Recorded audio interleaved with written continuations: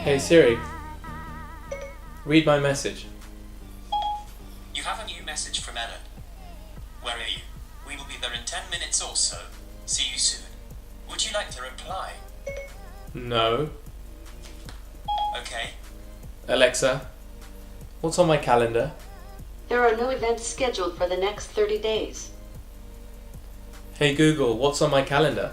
Today, there's only one thing. It's at 3:30 p.m. and its title is Meet Ellen and Her Parents.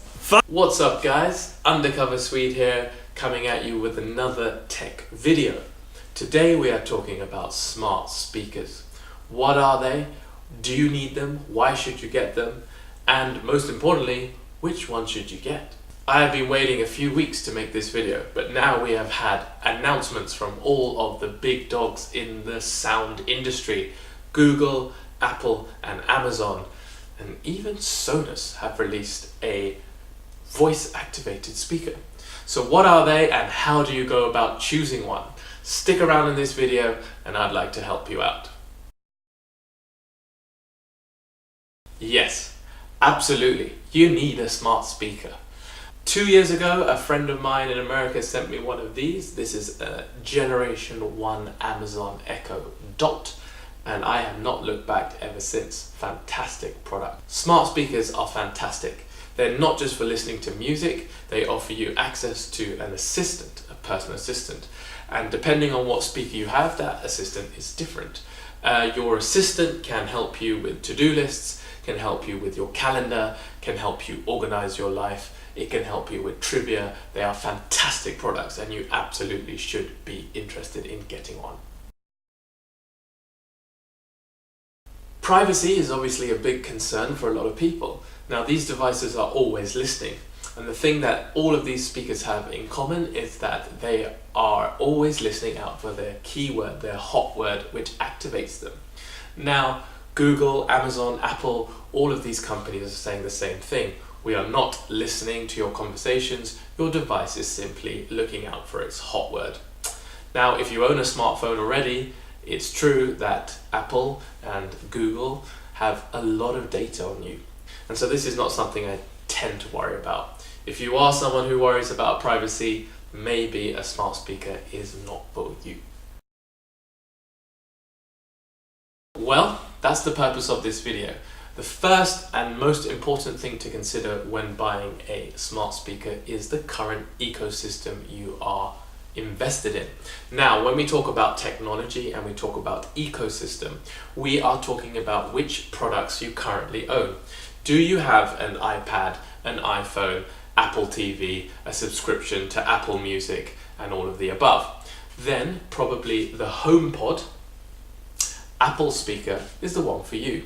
Equally, if you own an Android phone, if you have a Chromebook, if you have multiple Chromecast TV enabled gadgets, Chromecast everywhere, probably best to invest in a Google Home.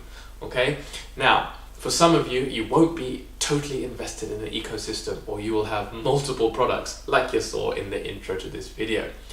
If that's the case, stick around and I will continue to help you find and navigate your way through this huge minefield of smart speakers. If you are somebody who loves to listen to talk radio or podcasts, then I would recommend the newly announced Google Home Mini. It will be available in the next few weeks. The Google Home Mini is a fantastic little speaker, and early reviews suggest that the sound quality is perfectly fine for talk radio. It's going to be $49 in the US and £49 in the UK. If you are on a budget, which some of us are, I would recommend this little bugger here. This is the Generation 2 Echo Dot. And the reason why I recommend this speaker is because of this glorious 3.5 aux port here. This port here allows you to connect this device to an external speaker. Now, there are thousands and thousands of cheap speakers available that for the price knock off some fantastic sound. So I would recommend picking up a second generation Amazon Dot and using the 3.5 cable to hook this up to a much better speaker, and then you have a pretty good setup. This retails for £49 in the UK and $49 in the USA, and because it's now going to be an old generation product, you can probably pick it up for quite cheap. Whole home audio is one of the reasons why many people are interested in smart speakers in the first place. This is where audio runs throughout your house in different rooms and is synchronized. Now, this can be achieved through almost all the speakers that we've talked about today, but my recommendation is for the Echo Generation 2, which is part of the new Echo lineup. The reason why is because multi-room will be supported out of the box with these speakers, and that they are actually fantastic value. Now, setting up a whole home audio system is never going to be cheap, but with the Generation 2 Echo speakers, you are able to purchase 3 speakers for an incredible price. That is because Amazon are offering $50 off if you buy 3 speakers. With the Google ecosystem, you will need one of these. This is a Chromecast audio, and this allows you to stream to various devices, but you will have to do some additional wiring, configuring, and purchasing of these. They're relatively inexpensive, but still additional products you need to pick up. That is why for whole home audio, my recommendation is for the Generation 2 Echo. If you're like me and you live in quite a small apartment, then I would recommend this wonderful little speaker here. This is the Amazon Tap, one of the most underrated Alexa enabled products in the line. Get yourself a lovely little sling cover like this, add a little hook like so, and this is a fantastic travel speaker. Now, the reason why I'm recommending this is because in a small apartment, you are able to unplug this. It comes with a little dock. You're able to unplug it and carry it around the room, and this is what my wife does all the time. She wakes up in the morning, takes it off the dock, carries it to the bathroom, and she can continue listening like that. It's not whole home audio, but it works fantastically well. Recent updates mean that the Tap now works hands-free, so you can summon Alexa without having this button. You do not need to press this button anymore. You can also press the button. So it's a nice, versatile little speaker. If money is not so much of an object and you are very concerned about sound quality and having the best sound quality, there are probably 3 speakers you need to consider.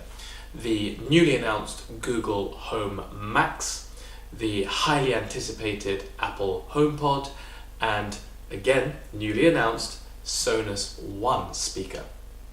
Now, for me, there is one clear favorite out of these 3 when you consider price, connectivity, and sound quality, and that is the Sonos One. I recommend this speaker because we know for a fact that the sound quality with Sonos is going to be excellent. Sonos have been in the sound game, the multi-room game, for a long time, and the quality of this speaker is second to none.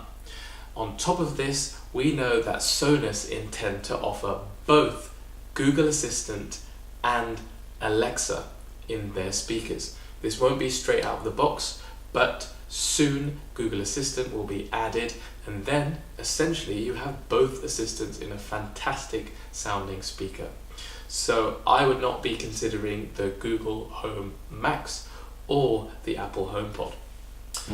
That's it for this video, guys. I'm sorry that I didn't go into a huge amount of detail about any of those speakers, but the purpose of this video was to help get you started and help you to navigate this minefield of products. Okay, if it has helped you, please like, share, and subscribe to my channel. I am going to be uploading more and more smart home tutorials, advice, how-tos, so please subscribe and share. Thanks for watching, and see you soon.